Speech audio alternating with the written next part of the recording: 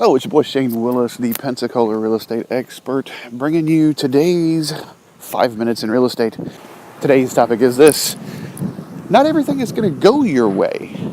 That doesn't mean you abandon your plan. Sit back, relax, and enjoy today's episode. Welcome to the show that takes up no more than 5 minutes of your time, but could help you gain massive real estate knowledge. It's 5 minutes in real estate with best-selling author Shane Willis.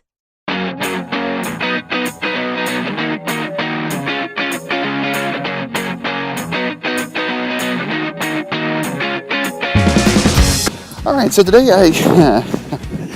I have spent the entire morning on technical support, trying to find out. Today, as I'm sitting here recording this, it's August 14th, 2017. And if you look, man, that wind is kicking. I hope it doesn't bother you, but you guys can hear over it, right? No big deal. If you look back at the dates for the podcast recordings, you'll notice that last week there's nothing. Doesn't mean I didn't do it. I did it. Submitted it up, had all kinds of stuff, but all of last week, for some reason, every one of the files got corrupted.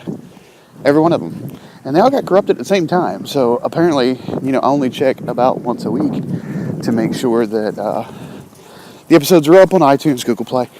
And I noticed they just wasn't there.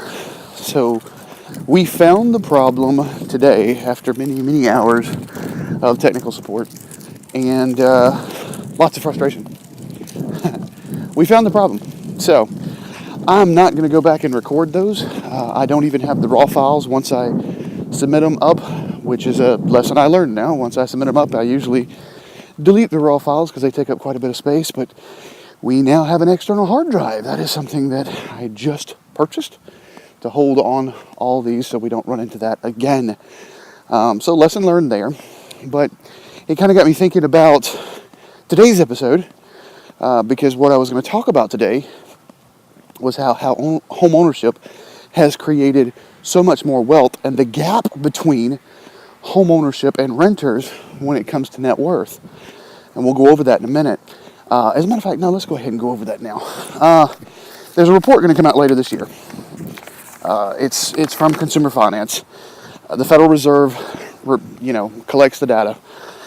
And the last survey, this going to cover from 2014 to 2016, it talks about the homeowner's net worth versus a renter's net worth. Okay? So a homeowner's net worth versus a renter's net worth. The last survey that came out covered 2010 to 2013. And a homeowner's net worth is 36 times a renter's net worth on average. $194,500 versus $5,400. That's a huge difference. We're not talking small pennies here. Now, it's expected because Lawrence Young, the National Association of Realtors chief economist, he is part of that study that the Federal Reserve does. He kind of helps out with some of the data collection. He estimates the gap has even widened now to 45%. 45 times, not percent, sorry, 45 times. A homeowner's net worth is 45 times. $225,000 versus $5,000 net worth for the average renter. So the article goes on, and if you look at the show notes or go to the podcast show notes, then you'll see where it talks about, a mortgage as a forced savings. And that was really what I was going to discuss. I was going to go a little bit more details of that. But what it got me thinking, this morning's fiasco with tech support, was, how many people lost faith in that from 2010 to 2013? When we crashed in 2008, how many people lost faith in the house being one of their biggest net worth generators? There's a lot of people lost faith in that. So something went wrong, and now they just want to change plans completely. They just want to give up completely. If you've listened to the show more than one or two episodes, then you will know that I went through a foreclosure in 2008 myself. I lost my home. It doesn't mean that I give up on the plan, though. It took me a little while. I owned a mortgage company, so when mortgages died, basically, in the crash, and so it took me a minute. to get back on my feet. But it doesn't mean that you just give up on the whole plan of home ownership just because you had a bad couple of years. Or, as my wife is fond of saying when I try and get down in the dumps every once in a while about what happened in the business failing, she goes, the entire world collapsed. There's no way you could have foresaw the entire economy collapsing. So, I guess the point of this episode is very simple. My goodness, I swear to God, every time I've been recording lately, everybody and their brother wants to cut their grass or do something. I'm going to get this episode out regardless. My point to all this is homeownership is a proven path to increase net worth, period. So if you haven't done that yet, if you haven't bought that first home, then you really should be looking at doing that as quickly as you can. Home prices are still rising. I saw a report this morning that says 92.7% of homes now have positive equity. 92.7. That means under 10% have negative equity or equal equity. That's a lot, especially if you start looking at some of the VA loans that just closed or, and are lent at 101, 102%.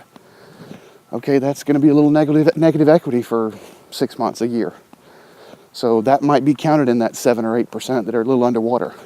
We're starting to see equity continue to rise. There's no indication that's going to slow. It's not going to be the 10% every 5 minutes that we saw in 2006, where you could buy something that morning and you would have equity by lunchtime. It's not the case. It's 3, 4, 5, 6% a year. It's steady growth, but it's growth nonetheless. So every month when you make the mortgage payment, it's almost like a forced savings.